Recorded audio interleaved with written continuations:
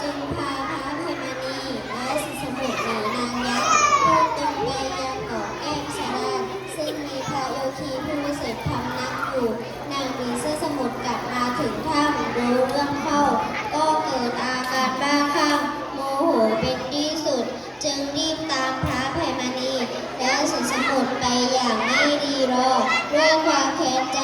ที่ถูกหลอกให้ไปบำเพ็ญศีลไม่นานนักก็ตามทันพระอภัยมณีและนางเงือกสามารถขึ้นเกาะแก้มสะดานได้แต่นางผีเสื้อสมุทรไม่สามารถขึ้นฝั่งตามไปได้เพราะอำนาจของพระโยคีแห่งเกาะแก้มสะดาน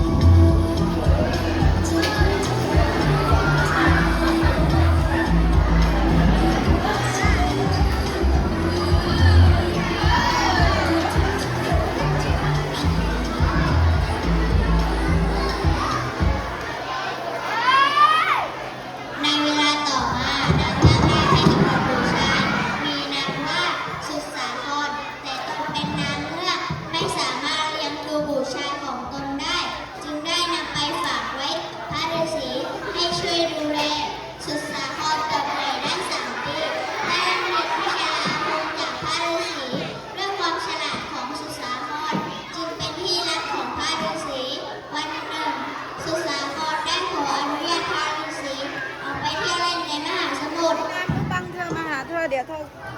ไปหาดังที่ข้างนอกแล้วก็กลับมาที่เดิมนะ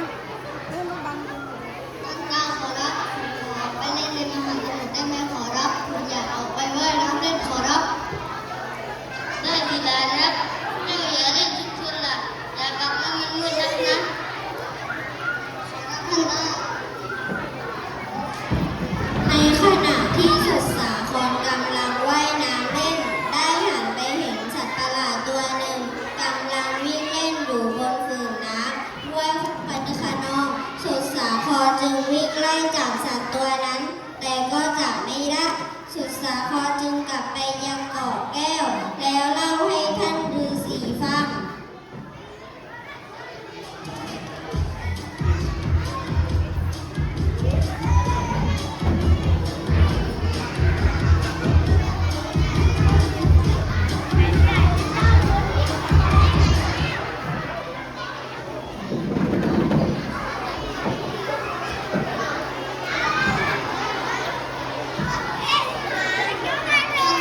ครับวันนี้ผมได้เจอกับสัตว์ประหลาดตัวหนึ่งตัวอะไรก็ไม่รู้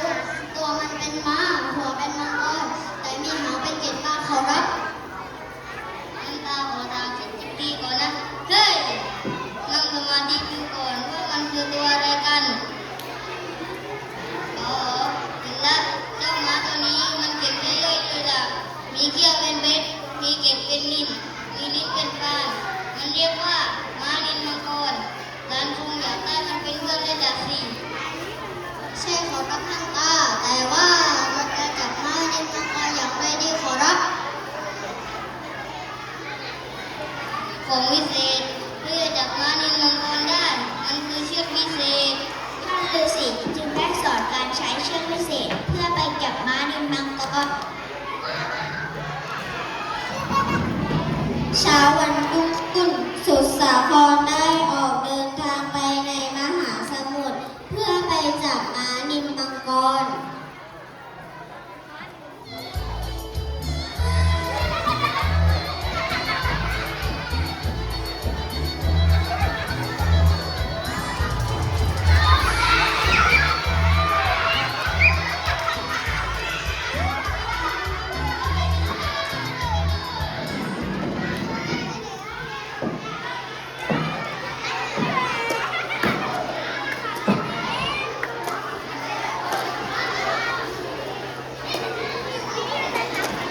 แต่วันเอ้ยถึงเวลาที่เจ้าจะต้องออกเดินทางตามหาพระบิดาของเจ้าแล้วข้าได้สั่งสอนวิชาอาคมต่างๆให้เจ้าไปหมดแล้วขอรับท่านตาถ้าหลานเจอพ่อแล้วหลานจะรีบมาหาท่านตากับท่านแม่นะขอรับเดินทางต่อไปนะหลานเอ้ยโชคดีมีใจหากเกิดเหตุร้ายต่างๆระหว่างทางตั้งสติให้ดีนึกถึงท่านตาแล้วท่านตาจะไปช่วยไปเดี๋ยวมันจะมืดค่ำเอาขอรับท่านตา หลังจากสุสาครได้ร่ำลาพระฤาษีแล้ว ก็ได้เดินทางขี่พาหนะคู่ใจคือม้านินมังกรร่วมกันเดินทางไปเพื่อตามหาพระบิดาคือพระอภัยมณีระหว่างเดินทางได้มาถึงเกาะแห่งหนึ่งซึ่งเป็นเกาะผีสิงที่ดูเงียบเหงาวังเวง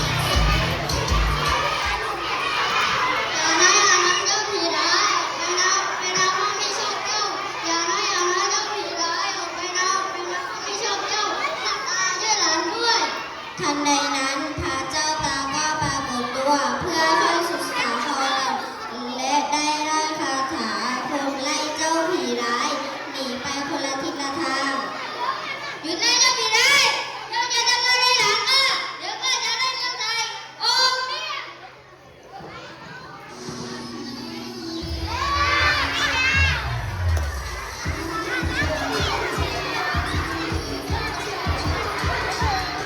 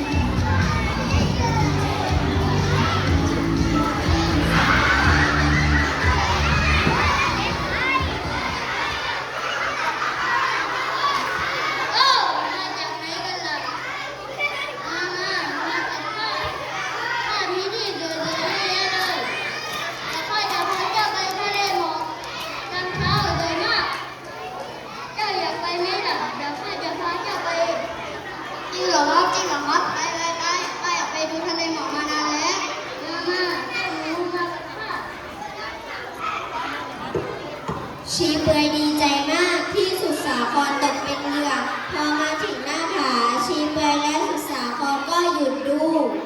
เร็วๆทะเลหมอกเข้าหน้าไหนล่ะทะเลหมอกที่นั่นก็นี่ไงล่ะข้า ชีเปลือยผลักสุดสาครตกหน้าผาชิงเอามานินมังกรและไม้เท้าวิเศษไป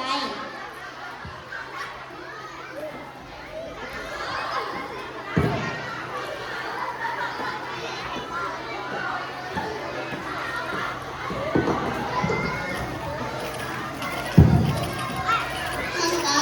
ช่วยหลานด้วยท่านตาช่วยหลานด้วย ทันใดนั้นฤาษีก็ปรากฏกายขึ้นและช่วยสุดสาครได้อีกครั้งแล้วฤาษีก็ได้สั่งสอนสุดสาครว่า